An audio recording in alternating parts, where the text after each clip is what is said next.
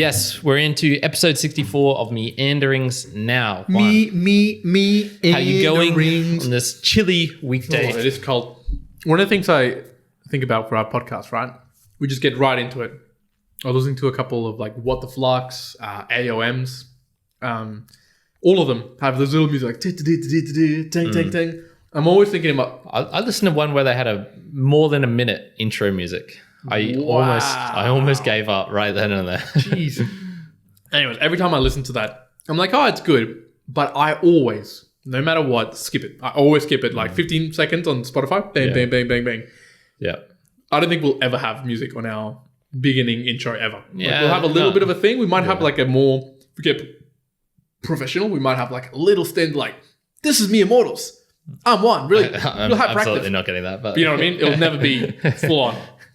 I want to talk to you about something that's come out in the news recently. Okay. To meander away. Spotify potentially having its own video ability or functionality so that you can like see podcasts. Do you reckon that get you to move away from YouTube? That potentially would. Yeah. So for those who don't know, I use YouTube for pretty much all of my audio watching, like listening, just because I like the system that they have there, and I find it easier to skip ads. I find it easier to I enjoy watching it for bits and pieces, but mostly for hearing. But just the functionality of it, I find way better. It's got a comment section, so if I find something interesting, I can see if other people have talked about it, whatnot. So that, if that and comments, if they had that on Spotify, that would be great. Because one of the things I do like about Spotify is, I suppose just the range. Like it has a lot of people who have audio don't put it on YouTube for the obvious reason. So, I don't know if I'd fully go away from it, but it would tempt me. It made me, I think definitely it'd make me use it more, even though more than I use it now. Maybe not. But it also made me think, still in the podcasting world, there's so much of like a space. Like, sure, it kind of lives in Spotify and Apple and all those places, but it doesn't 100% sit there like properly. And on YouTube, sure, you can see the video, but it doesn't really sit there. Like, I almost think you could have its own full channel for just podcast platforms, like just podcasts. And there is those that exist right now. But again, they're only audio. So I reckon there's like a sweet spot in the middle where it's like podcast, but you can also watch the videos and you can also comment and you can have like searchable podcasts. I reckon that there's something in there that, and I think with Pulp Union is probably doing something similar to that, where it just seems like a bit of a gold mine if someone was to get it really, really right. Yeah. Same with a search engine that's powerful, but exclusively podcast based. Ooh. That would be, I would personally would find that useful, as well as being able to search via location, because that's super difficult. I can't find people's podcasts based on where they are. It's just very like luck of the draw. Yeah. I was going to talk to you about this. So was it yesterday? Yeah, yesterday. Yesterday. I overate so hard. Yes. So why? You mentioned that. What's the reason for that? During the day, I'd already begun kind of like overeating, right? I have my normal sort of schedule of how much I eat. And I thought, okay, I'm going to have a little bit more. And I think I had an extra half a pie and a whole tub of yogurt extra on top of my normal meal. And I'm like, okay, that's cool. And then I decided to go out for dinner. Now, for dinner, I had not a pizza, but a deep dish pizza. You know what deep dish? I had a really fat deep dish pizza. Yeah. Then straight after that, I had a full dessert at Sanchuro's, and I decided to get a like Spanish hot chocolate, but a large one. So I was like, oh yeah, that'll be nice. By the point that I was eating dessert, I was like, okay, I've hit my limit. But I'm like, okay, I've paid for it. I'm going to have to eat this. I'm going to continue to do it. Stuck around for like 20 minutes, just kind of like slowly pushing this down. Now I've experienced this once before. I don't know if you've ever experienced like true overeating, but I got home after finishing all this, and it was at the point where like I couldn't lay down to fall asleep. Like it wasn't possible. I had to just sit up and just wait until like my stomach was just like slowly processing, just sitting there being like, okay, I really need to fall asleep. But I could not, just because I was that full. Have you ever experienced that before? Not that badly. No. Okay. I've experienced it once before I competed, and it was like 2 weeks prior.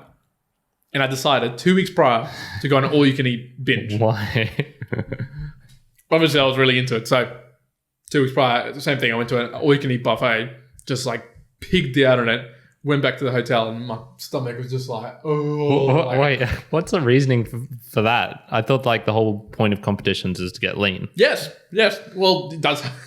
I think my mindset then was because, take it back 4 years, I was like 2 weeks out. I felt like, I'm lean enough already. That's fine. And I was out on a holiday that had already been booked in before I'd even ever considered doing it. So while I was out, I was in Sydney.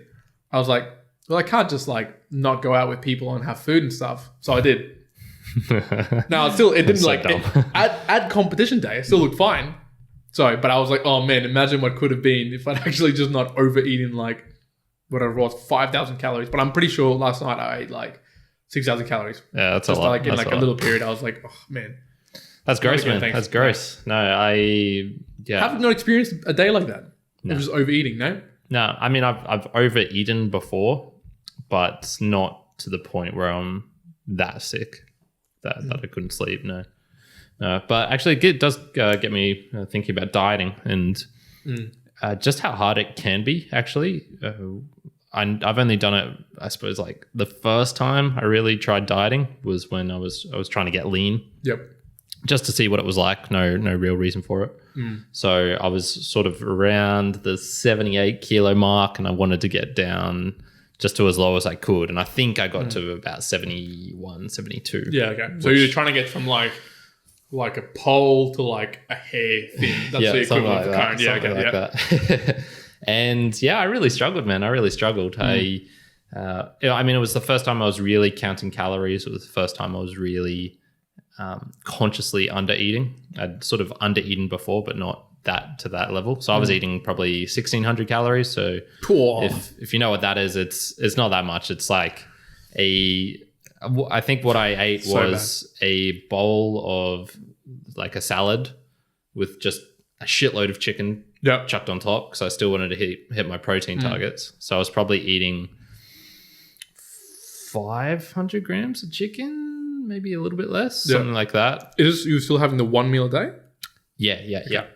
So it was like a bowl of salad, chicken sprinkled on top, and then I think maybe an apple, and that was it.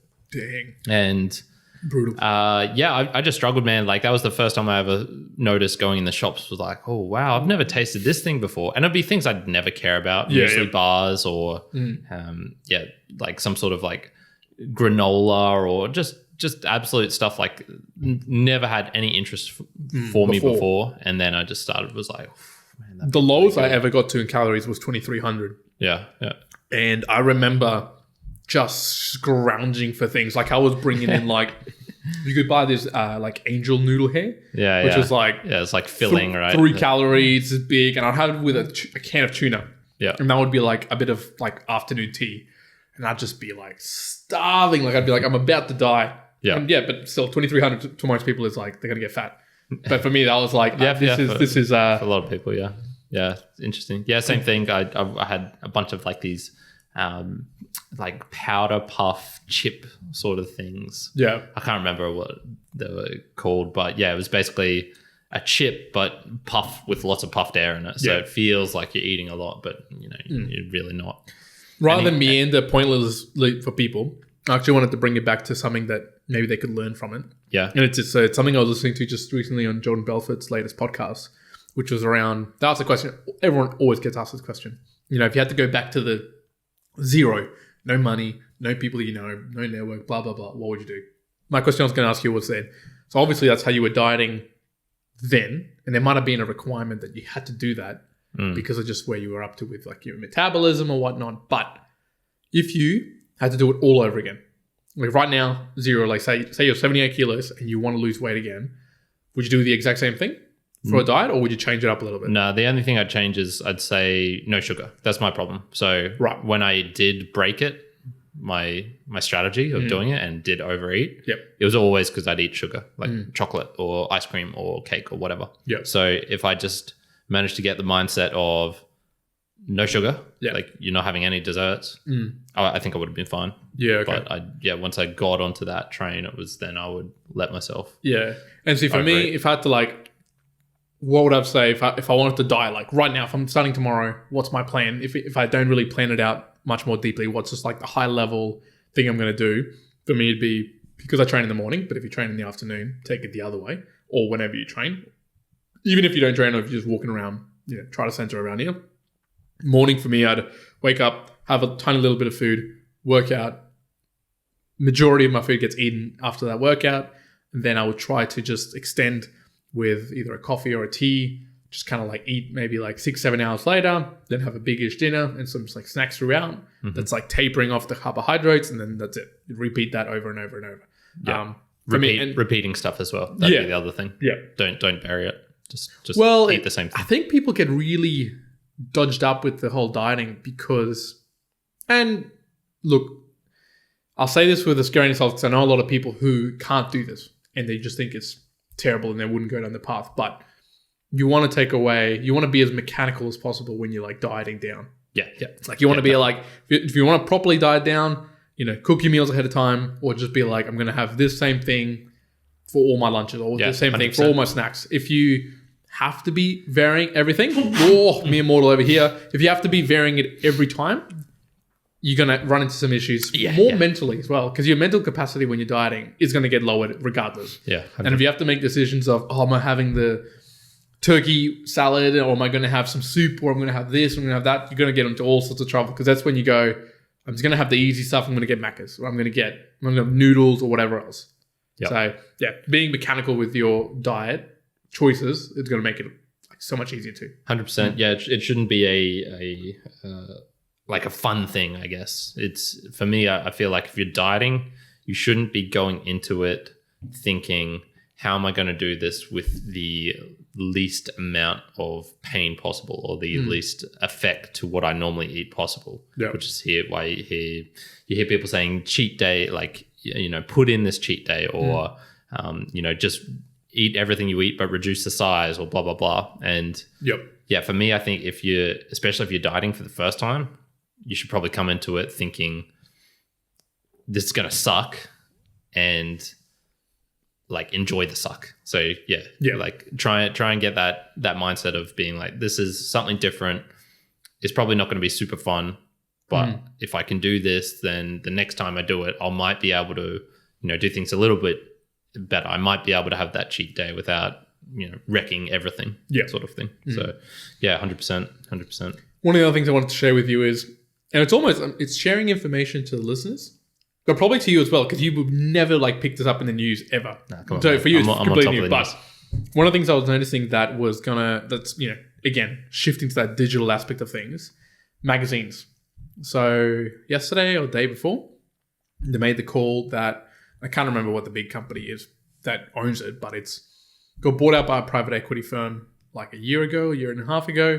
And all the magazines like Men's Health, Sports Illustrated. All those, not Sports Illustrated, but a couple of other ones that are Australian based. Okay. They're all shutting down. They're all getting stopped from getting published. Sure. At the moment, half coronavirus, COVID, but they're also just stopping publishing them completely, because I think there's much more of a push towards a digital nature of you getting information. So it's interesting to see like probably what other aspects are they going to start just kind of like going away slowly and be much more just digitally present. Yeah. Even to a point like, potentially 10 years or something, like kids might be like, what's a magazine? Like it's just always existed in digital platforms of them. No, I think someone will invent something where it's got the physical touch of a magazine, and you just upload what it is that you want onto it, and it'll feel very similar to it. Yeah, okay. So that's what I've been thinking with books, man. Kindle, I like an electronic or a physical version of a Kindle. So wafer thin pages where you just maybe have like a certain size. So like maybe you like really large books, maybe you like small books. Yep. Maybe you have a book that's sort of like 500 sheafs long or something. So you can only get books that are 500 pages or less or whatever. And then you just upload the book onto it. It's got the physical feel, or something very similar to paper.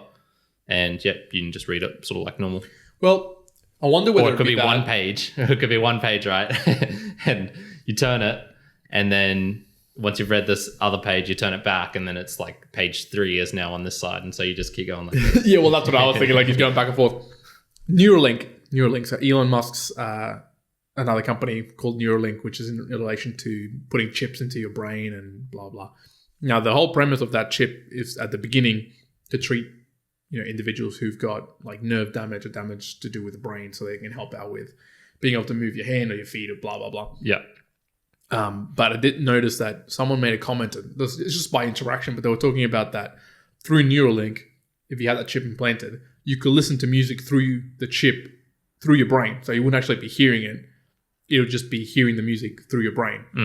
Now, it made me think. I'm like, oh, well, what if you did that with audiobooks? And so you could just have like audiobooks running in your brain. Could you like jack it all the way up and just be like, rather than even listening to it, just be like, boop, download the freaking book straight into your brain or something like that and just like uptake it? Yeah, that's getting into like so far beyond the realm. Would you prefer your Kindle turning page idea? I'd have to try it, man. Yeah, okay. I'd have to try it. I don't know, maybe there's something to be said about, like, imagine if you learned everything all at once, but that's not, I think there'd be problems with that in the sense that the brain wouldn't know which parts are the important parts, because how much of books are filler? Yeah. There's, almost everything. There's not like you read every book and say like, this sentence is a gem, this whatever. No, it's only it's almost like it requires that huge build up to maybe a single sentence, a single line. So I'm not sure that would feasibly work in the sense of you just get something and then maybe you get it, and then what happens if you accidentally put in Mein Kampf instead of, I don't know, into your like little child's brain instead of like happy boys or the the hungry caterpillar or whatever. Yeah, so, just be wild. Now, I've got my phone now because I want to also talk to you about this thing, but I've got to actually get it down to the correct level. So, how would I do this? Okay, now actually I'll do it this way. So, recently, I don't know how much you know. So, Jeff Bezos, Jeff, he went up a little bit more with his net worth. I don't know if you read into how much it was. Did you get to have a look? Okay, so I'll explain it to you this way. So in one day, let's just take a higher income salary. Here in Australia, that's about $90,000 a year. Okay. Now, old mate Jeff, he made in one day through the extra shares that went up from Amazon and whatever else, he made what a $90,000 a year person makes for 200,000 years in one day. Wow. So his net worth went up $18 billion in one day, which was the highest jump ever in the Forbes net worth calculations that have ever since beginning ever existed. So it's the biggest jump. It made me think. So people like Jeff, people like Elon, right? So between Jeff, Elon, Warren, Buffett, and Bill Gates, that's just them. It's starting to hit like $400-500 billion, like $500 billion. You start to think the amount of money, but power that just sits with such a focused core group that can just be able to then do a lot of things, and then translates to companies. I think it's going to be really radically different to where we thought about it in the past, where in the past circumstances you would have a lot of companies that would compete against each other, whereas now you have these behemoth companies that kind of do everything, and they're the only players. So you think Google, Apple, Amazon, a couple of the Tesla, I guess, in the car space. Apart from those humongous ones, everything else is just second best, if at all. You don't really use another search engine realistically. Oh yeah. Apart from in social platforms, there's other social platforms in Facebook, Instagram, YouTube, TikTok, and Snapchat, and LinkedIn. There's others, but you'd be so hard pressed to find other people really doing it, because it's just so locked in with those sort of high level power brands that I don't see it ever really changing for a long time, unless there's something really humongously different that comes in and just blows everything away. I think you'll be surprised, man. You reckon? When you say a long time, how long are you envisioning? Well, I'm thinking within lifetime, not in the span of human society, but in within our lifetimes. It would be very hard to see an Amazon and a Google dethroned from the spots that they are now? I think. Oh, you think it'd be different? Okay. Yeah. What gives you that thought? Oh, just history, man. There's how many companies that were the biggest have gone under. How many companies that were the longest standing have gone under. I think you're underestimating what 40 years actually is in that sort of context. Yes, but I also say no. So I think if you look back at the companies that was, so really huge ones you think about, like General Electric, or you had MySpace and Yahoo before all the other tech ones, and now these tech ones have rolled through. I have this feeling that they've reached a point where they're actually so big, it's almost inconceivable to actually go in and like fight them. So one of the things I was actually reading about today was, so TikTok, if there was anything that was going to hit like all the social platforms and be able to like really overtake them or fight them or move it over, or something like TikTok, which is owned by ByteDance through China, right? I was seeing today that because potentially the US was going to ban it because of the data issues and blah, blah, blah, that's between China and the US. There was a particular group of funders, like fundies, with a lot of people going behind it, planning like, oh, let's just go and buy TikTok from ByteDance and we'll bring it to the US and then there'll be no issues. Now, they were talking in like $85 billion to $100 billion sort of potential valuations that they have to spend, blah, blah, blah. But some of these companies, they could go and do that. Like they could go and purchase these like very up and coming things that could take them over, bring them in, and then all of a sudden it's not like there's any competition again. So I think they've got such amount of power that if you were to go on the offense to try to take them over, they could just very easily buy you out. Have you heard the story of? Oh, but you know, sure, it could happen that something completely categorically could shift it. You could say that about every single company, man. Every single company has had to come up, fight against the other one. So yeah.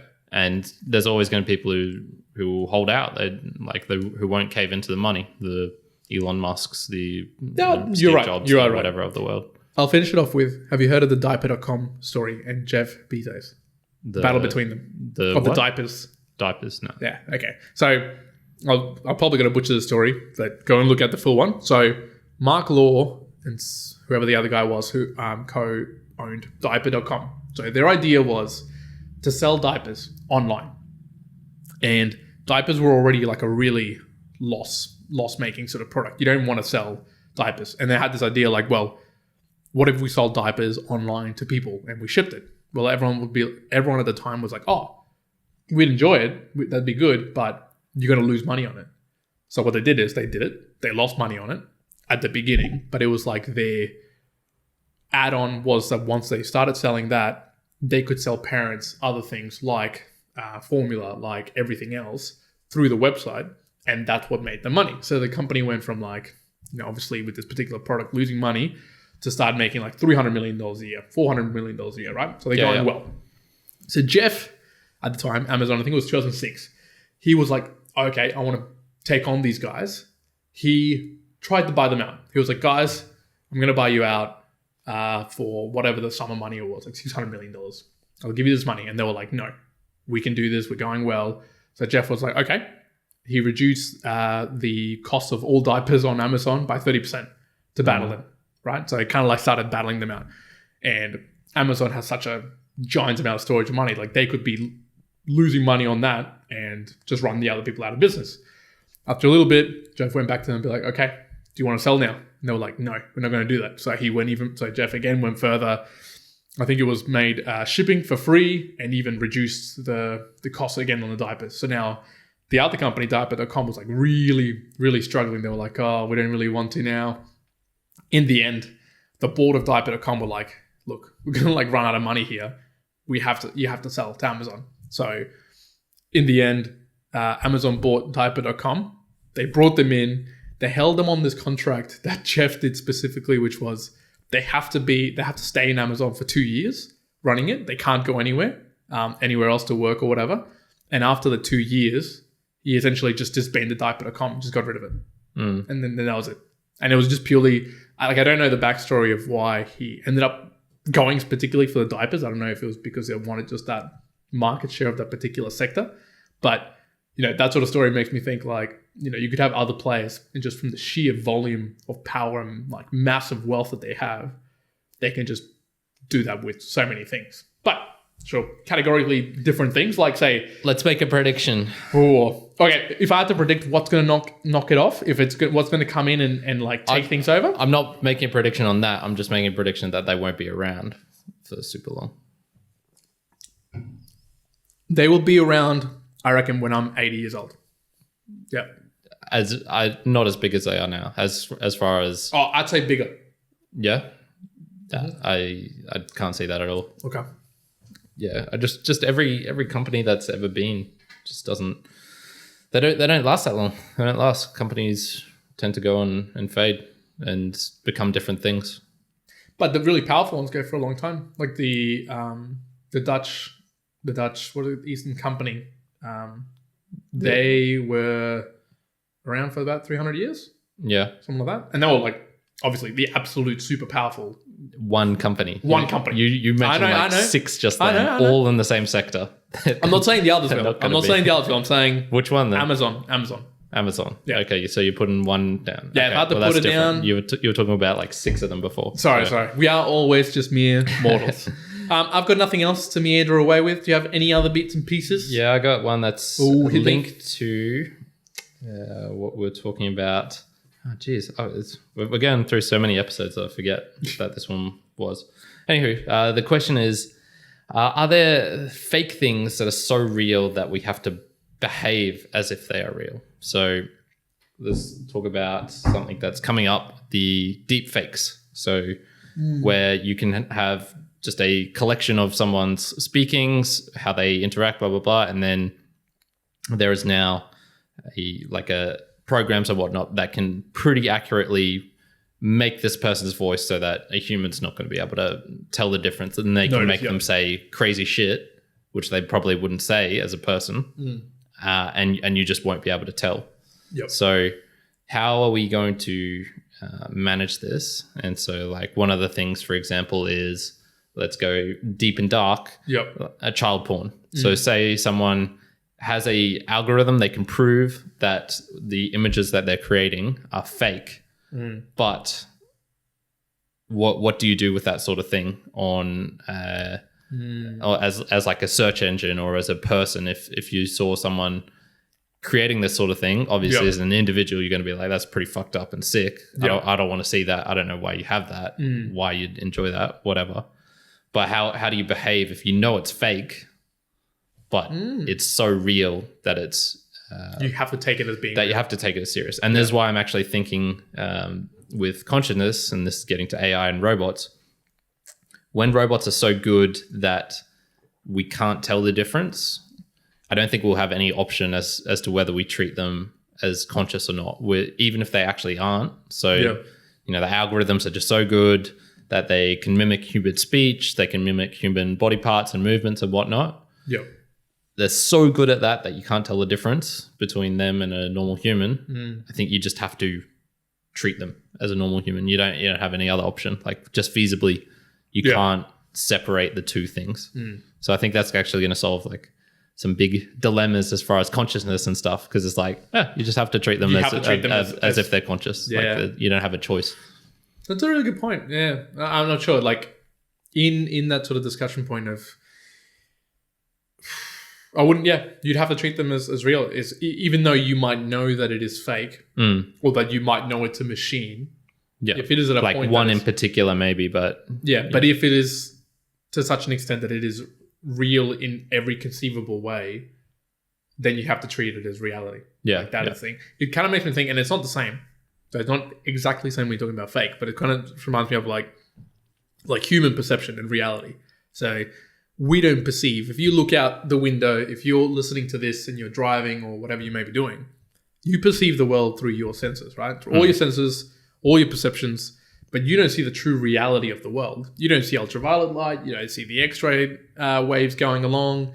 You don't see a myriad of things, which is the full spectrum. You don't see with the clarity of a hawk. You don't feel with the... You don't see photons going through the ground, going whatever, right? You just don't perceive the full extent, the range of what is actually being. But it's not so much that you're seeing like a sliver of the world, but you have to treat that as the reality and the absolute of it all, right? Yeah. So when I look at it from like a human perspective, looking at robots or looking at AI, because we don't see the full spectrum, like perhaps there is a difference of telling that it is fake because whatever, they don't emit the right type of wavelengths, they don't whatever other physical like norm you want to put towards it. But because we can only perceive that little sliver to us in its absolute sense, it's real. That's it. We can't do anything else unless we were to broaden how we perceive things of the world or that thing in particular. So getting back to Neuralink and uploading books into your brain. Oh, maybe you can upload like the ability to see man. wavelengths, something like X-ray or something like that. You need that Neuralink, man.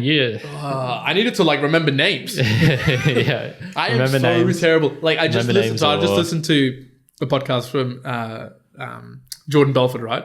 And like I remember like everything they talked about. This whole discussion. He was having a discussion with the number 30th employee at Facebook, and how he got fired after 9 months, I think it was, and so he didn't keep his stock options, which would have been worth $600 million today. But I couldn't remember his name. Now I know it's like Noah Kogan or something like that, but I can't like specifically remember.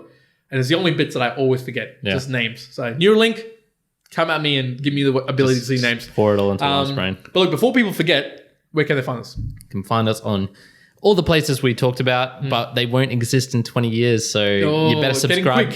Better subscribe now. Yeah. Subscribe now so you don't. So once the apocalypse comes or the world ends or the AI have taken over and we're their social media or whatever version they are, you can catch us there. So YouTube, Facebook, Instagram, TikTok, LinkedIn, everywhere in between. You want to listen to us? Go to the audio platforms. You want to watch us? That's it. Go to the videos. Do it. Apart from that, ladies and gentlemen, the Immortals out. One out. Kyrin out.